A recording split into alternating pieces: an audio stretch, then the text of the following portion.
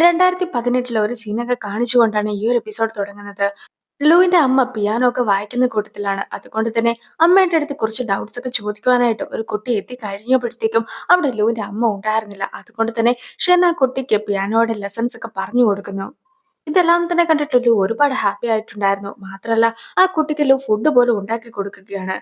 "നീ എന്തുകൊണ്ടാണ് ഇപ്പോൾ ഇത്രയേറെ ഹാപ്പി ആയതെന്നൊക്കെ" ഷെന്നും അവന്റെ അടുത്ത് ചോദിക്കുമ്പോഴത്തേക്കും, "നീ ആ കുട്ടിക്ക് പിയാനോ ലെസൺസ് ഒക്കെ പറഞ്ഞു കൊടുത്ത സമയത്ത് അത് കണ്ടതിന് ശേഷം എനിക്കും നമ്മുടെ ഫ്യൂച്ചർ ഫാമിലിനെയായിരുന്നു ഓർമ്മ വന്നിട്ടുണ്ടായിരുന്നത്. ഫ്യൂച്ചറിൽ ഇതൊക്കെ ആയിരിക്കില്ലേ നമുക്ക് സംഭവിക്കുക. എന്തായാലും ഞാൻ ഒരുപാട് ഹാപ്പിയാണെന്നൊക്കെ പറഞ്ഞ് ലോവും നിൽക്കുന്നു. അങ്ങനെ ആ ഒരു സീനൊക്കെ കട്ടായതിനു ശേഷം 2024 കാണിക്കുന്നു.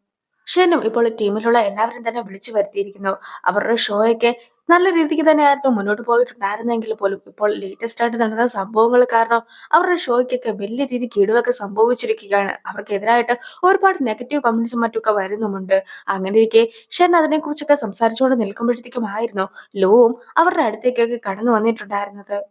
ഷെനിന്റെ എക്സ് ഹസ്ബൻഡിനെ എല്ലാവരും കൂടി ചേർന്ന് ഭീഷണിപ്പെടുത്തുന്ന രീതിക്കുള്ള ഒരു വീഡിയോ ഒക്കെ പബ്ലിഷ് ആയിട്ടുണ്ടായിരുന്നല്ലോ. ആ ഒരു ചാനലിൽ വീഡിയോ ഒക്കെ ഇട്ട ആളെ ലുവും ഇപ്പോൾ കോൺടാക്ട് ചെയ്തിരിക്കുന്നു. അങ്ങനെ കോൺടാക്ട് ചെയ്തത് വഴി ഇവരുടെ ടീമിൽ തന്നെയുള്ള ഒരു വ്യക്തി ആയിരുന്നു ഇതുപോലെ വീഡിയോ ഒക്കെ അയച്ചു തന്നിട്ട് അത് പബ്ലിഷ് ചെയ്യുവാനായിട്ട് പറഞ്ഞിട്ടുണ്ടായിരുന്നു എന്നുള്ള തെളിവുകളെല്ലാം തന്നെ ഇപ്പോൾ ലൂവിന് ലഭിച്ചിരിക്കുകയാണ്. അതായത് ഈ ഒരു വീഡിയോ ഒക്കെ ഇടണമെന്ന് പറഞ്ഞുകൊണ്ട് ഇവരുടെ ടീമിലെ ഒരു വ്യക്തി ചാറ്റ് ചെയ്തതിന്റെ ഡീറ്റെയിൽസ് ഒക്കെയാണ് ലൂവിന്റെ കയ്യിലുള്ളത്. ലൂവും എല്ലാവരുടെ മുമ്പിലായിട്ടൊക്കെ ആ ഒരു തെളിവൊക്കെ കാണിക്കുവാനായിട്ട് തുടങ്ങുമ്പോഴത്തേക്കും ഷെന്നും അതിനെ തടയുന്നു.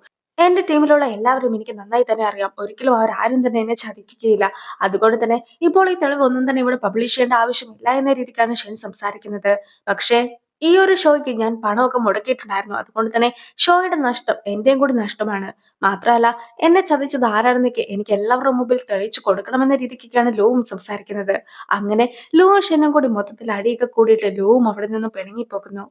സയോയും ഇപ്പോൾ ലൂവിനെ കാണുവാനായിട്ട് എത്തിയിരിക്കുകയാണ്.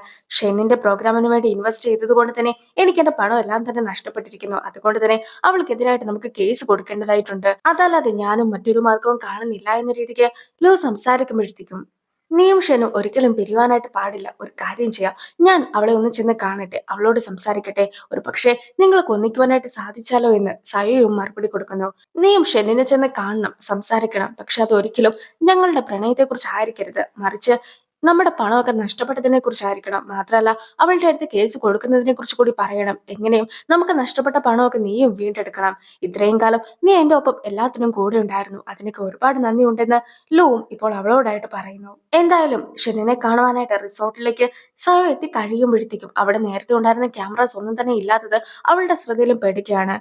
"റിസോർട്ടിന്റെ ഇൻവെസ്റ്റ്മെന്റുമായി ബന്ധപ്പെട്ട് ഞാൻ നിന്നെ കാണുവാനായിട്ട് എത്തിയതാണ്. ലൂ ആയിരുന്നു എന്നെ പറഞ്ഞയച്ചിട്ടുണ്ടായിരുന്നത്. അതൊക്കെ പോട്ടെ, ഇവിടെ കുറെ ക്യാമറാസ് ഒക്കെ ഉണ്ടായിരുന്നതാണല്ലോ, അതൊന്നും ഇപ്പോൾ കാണുന്നില്ലല്ലോ" എന്നൊക്കെ സയോ ഷിന്നിനോടായിട്ട് പറയുമ്പോഴത്തേക്കും, "ഇനിയും ക്യാമറാസ് ഒക്കെ വെച്ചുകൊണ്ടിരിക്കുകയാണെങ്കിൽ നമുക്ക് കൂടുതൽ നഷ്ടമൊക്കെ ആയിരിക്കും സംഭവിക്കുക. അതുകൊണ്ട് തന്നെ നഷ്ടം കുറയ്ക്കുവാനായിട്ടുള്ള കാര്യങ്ങളാണ് ഇപ്പോൾ ചെയ്തുകൊണ്ടിരിക്കുന്നതെന്നൊക്കെ ഷെന്നും മറുപടി കൊടുക്കുന്നു. "ഞാൻ എത്ര കഷ്ടപ്പെട്ട ഈ ഒരു പരിപാടിയൊക്കെ നടത്തുകയെന്നറിയാമോ? പക്ഷെ ഇപ്പോൾ അതുകൊണ്ടൊന്നും തന്നെ ഗുണമില്ലാതായിരിക്കുന്നു. എല്ലാ രീതിക്കും എനിക്ക് നഷ്ടമാണ് സംഭവിച്ചിട്ടുള്ളത്. എനിക്ക് കുറച്ച് സംശയങ്ങളൊക്കെ തോന്നുകയാണ്. അതായത് ഷൂട്ടിംഗ് ഒക്കെ നടന്ന സമയത്ത് ജിയോ ഒരുപാട് പ്രശ്നമൊക്കെ ഉണ്ടാക്കിയിട്ടുണ്ടായിരുന്നു. അത് കൂടാതെ ഹ്വാങ്ങിനെ ചെന്ന് കാണിക്കുകയും ഞങ്ങൾക്കെതിരായിട്ട് കേസ് കൊടുക്കാനായിട്ടൊക്കെ ക്വീനിനെ കാണുവാനായിട്ട് പറയുകയും ചെയ്തിട്ടുണ്ടായിരുന്നു. അങ്ങനെ ആ ഒരു പ്രശ്നമൊക്കെ സോൾവ് ആയ സമയത്താണ് ഇപ്പോൾ ഇതുപോലത്തെ ഒരു പ്രശ്നമൊക്കെ വന്നിട്ടുള്ളത്.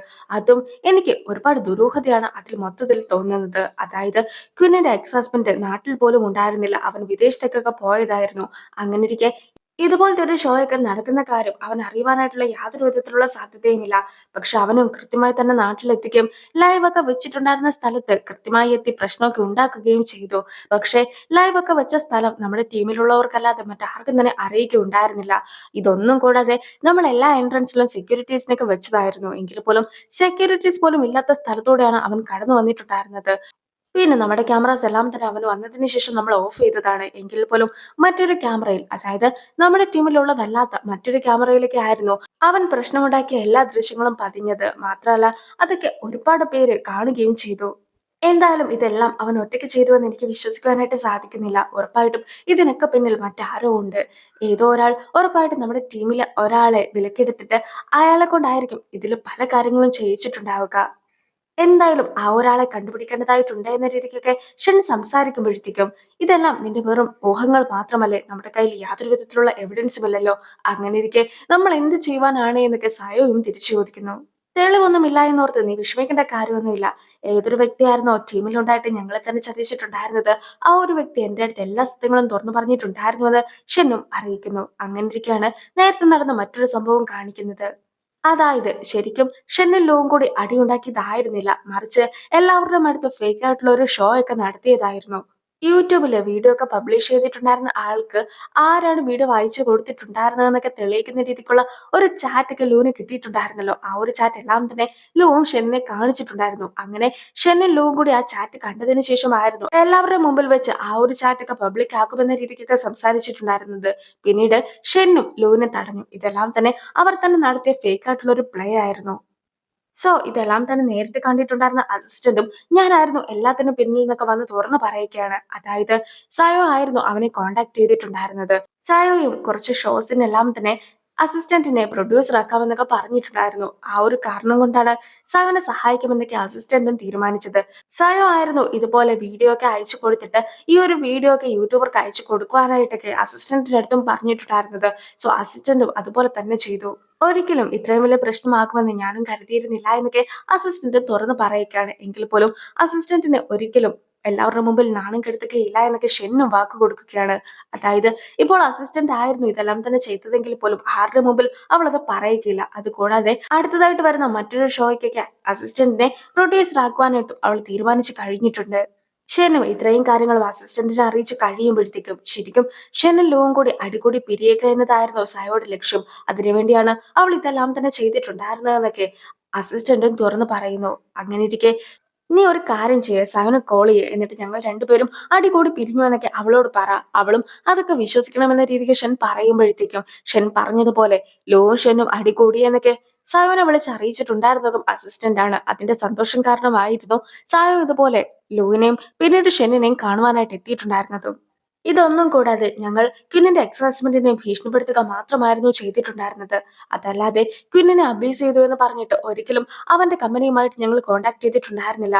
പക്ഷെ ആരോ ഒരാൾ ഇതുപോലെ അവന്റെ കമ്പനിയിൽ അവനെതിരായിട്ട് റിപ്പോർട്ടൊക്കെ കൊടുത്തത് പ്രകാരമാണ് ക്വിന്നിന്റെ എക്സ് ഹസ്ബൻഡിന് ജോലിയൊക്കെ നഷ്ടപ്പെട്ടത്. സത്യം പറ, അതിനു പിന്നിലും നീ അല്ലായിരുന്നോ എന്നൊക്കെ ഷെന്നും ഇപ്പോൾ സായോയുടെ അടുത്തായിട്ടൊക്കെ ചോദിക്കുകയാണ്. ഈ ഒരു സമയത്ത് ഒരു ഫ്ലാഷ് ബാക്ക് സീൻ കൂടി കാണിക്കുന്നു. അതായത് ക്വീനും അവളുടെ എക്സ് ഹസ്ബൻഡിനെ കാണുവാനായിട്ടൊക്കെ എത്തിയിട്ടുണ്ടായിരുന്നു. അവനും പരിപാടിയൊക്കെ നടക്കുന്ന സ്ഥലത്ത് വന്ന് ഒരുപാട് പ്രശ്നങ്ങളൊക്കെ ഉണ്ടാക്കിയായിരുന്നല്ലോ. അതുകൊണ്ട് തന്നെ അതിന്റെ രീതിക്ക് അവന് നഷ്ടപരിഹാരമൊക്കെ കൊടുക്കേണ്ടതായിട്ട് വരുമെന്ന രീതിക്കാണ് അവളും സംസാരിക്കുന്നത്. അതായത് ഷോയ്ക്ക് അവൻ വന്നതുകൊണ്ട് വലിയൊരു നഷ്ടമൊക്കെയാണ് സംഭവിച്ചതെന്നും ഞങ്ങൾ കേസൊക്കെ കൊടുക്കുകയാണെങ്കിൽ നിനക്ക് 3 വർഷം വരെ ശിക്ഷയൊക്കെ ലഭിക്കുവാനായിട്ട് സാധിക്കുമെന്നുമൊക്കെ അവൾ പറയുമ്പോഴത്തേക്കും സയോ പറഞ്ഞിട്ടായിരുന്നു ഞാൻ ഇതുപോലെ എല്ലാ കാര്യങ്ങളും ചെയ്തിട്ടുണ്ടായിരുന്നത്. സയോ ഒരു അഡ്വക്കേറ്റ് ഒക്കെ ആയതുകൊണ്ട് തന്നെ എനിക്ക് ഒരു പ്രശ്നങ്ങളും ഉണ്ടാവുകയില്ല എന്ന് അവൾ എനിക്ക് വാക്ക് നൽകി. പക്ഷേ ഇത്രയേറെ പ്രശ്നങ്ങൾ ഉണ്ടാകുമെന്ന് ഞാനും കരുതിയിരുന്നില്ല. എനിക്കെതിരായിട്ട് കേസൊന്നും കൊടുക്കരുത്, ഞാനും സത്യങ്ങൾ എവിടെ വേണമെങ്കിലും വന്ന് പറയാമെന്നൊക്കെ അയാളും പറയുകയാണ്. ശരിക്കും നീയല്ലായിരുന്നോ എല്ലാത്തിനും പിന്നിൽ? ഇനിയെങ്കിലും സത്യമൊക്കെ തുറന്ന് പറ എന്നൊക്കെ ഷൻ പറയുമ്പോഴത്തേക്കും എല്ലാ സത്യങ്ങളും ഷൻ ഇപ്പോൾ തന്നെ മനസ്സിലാക്കി കഴിഞ്ഞു എന്നൊക്കെ അറിയാവുന്ന സായോയും എല്ലാത്തിനും പിന്നിൽ ഞാൻ തന്നെ ആയിരുന്നു, നീയും ലൂവും കൂടി ഒന്നിച്ചു എന്നൊക്കെ മനസ്സിലാക്കിയിട്ടായിരുന്നു ഞാനും ഇതൊക്കെ ചെയ്തിട്ടുണ്ടായിരുന്നതെന്നൊക്കെ അവളോടായിട്ട് പറയുന്നു. ഈ ഒരു സമയത്ത് ഷൻ കരയുന്നതൊക്കെ കാണുമ്പോഴത്തേക്കും സയോയും ചിരിച്ചുകൊണ്ട് ഷെനിന്റെ ഫോട്ടോസ് ഒക്കെ എടുക്കുന്നുണ്ട്. ഒരിക്കലെങ്കിലും നിന്നെ ഈ ഒരു അവസ്ഥയിൽ കാണുവാനായിട്ട് സാധിക്കുമെന്ന് ഞാൻ ഒരിക്കലും കരുതിയിരുന്നില്ല. എന്തായാലും എന്റെ പ്രതികാരമൊക്കെ നല്ല രീതിക്ക് തന്നെ നടന്നു എന്നൊക്കെ അവളും പറയുന്നു. അപ്പോൾ ആ ഒരു സീനോട് കൂടി ഈ ഒരു വീഡിയോ അവസാനിക്കുന്നു. അടുത്തൊരു വീഡിയോ ആയിട്ട് ഇത്രയും വേഗം കാണാം. ബൈ.